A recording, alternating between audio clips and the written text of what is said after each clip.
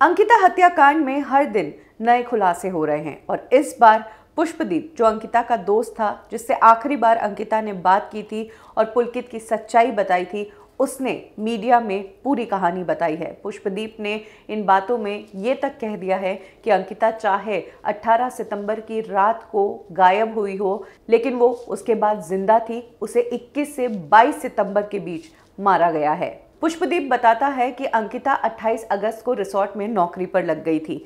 3 सितंबर को अंकिता की ज्वाइनिंग थी।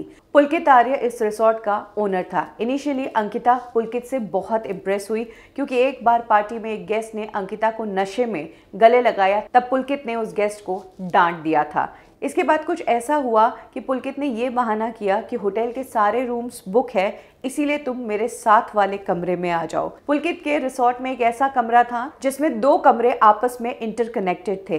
पुलकित ने 2 बार अंकिता को अपने साथ वाले कमरे में बुलाया। पहली बार तो ठीक था, लेकिन दूसरी बार पुलकित ने अंकिता के कमरे में बैठकर शराब पी और उसके बाद अंकिता को गले लगाने की कोशिश की।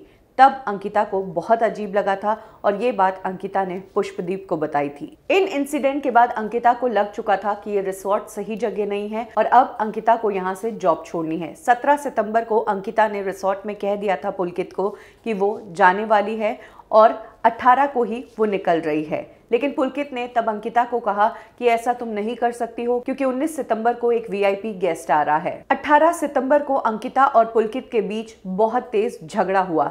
इस झगड़े में कुछ ऐसा हुआ कि अंकिता की बॉडी पर खरोंचे आई और पुलकित ने अंकिता का मुंह तक दबा दिया था। 4:30 बजे की ये बात है जब अंकिता के साथ ये इंसिडेंट हुआ। इसके बाद अंकिता ने रोते हुए फोन पर पुष्पदीप को बताया कि पुलकित ने मुझे धमकी दी है कि अगर मैं रिसोर्ट छोड़कर जाऊंगी तो वो पुलिस में मेरी कंप्लेंट कर देगा कि मैं अश्लील हरकतें करती हूँ। 18 सितंबर को ही रात 8:52 पर एक बार फिर से पुष्पदीप की अंकिता से बात हुई।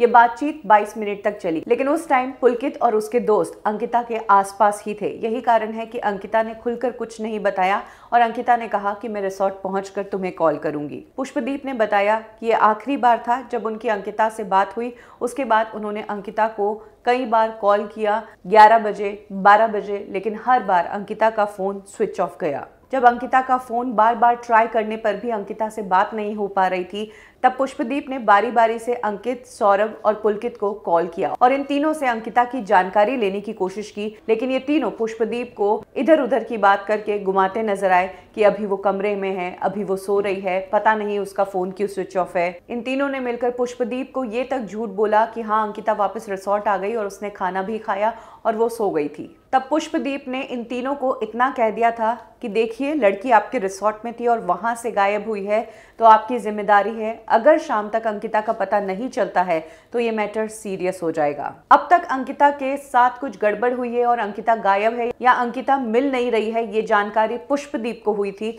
अंकिता के घर वालों को अभी तक पता नहीं था। वो तो यही समझकर बैठे थे कि उनकी बेटी अपने घर से 100 किलोमीटर दूर वनतारा रिसोर्ट में रिसेप्शनिस्ट का काम कर रही है और वो रिसोर्ट में ही है। पुष्पदीप सिर्फ अंकिता को जानता था, उनके परिवार का कोई कांटेक्ट नंबर पुष्पदीप के पास नहीं था। लेकिन इन बातों में अंकिता ने अपनी एक कजन के बारे में पुष्पदीप को बताया था, जिसके बाद इंस्टाग्राम के जरिए पुष्पदीप ने अंकिता के उस कजन को कांटेक्ट किया और उसे अंकिता का पूरा मैटर बताया और कहा कि अंकिता के पेरेंट्स को ये बता दो। 19 सितंबर को शाम को अंकिता के पेरेंट्स को पता चलता है कि उनकी बेटी जिस रिसोर्ट में काम करती थी, पिछले 1 दिन से उसका फोन नहीं लग रहा है, वो कहीं गायब है।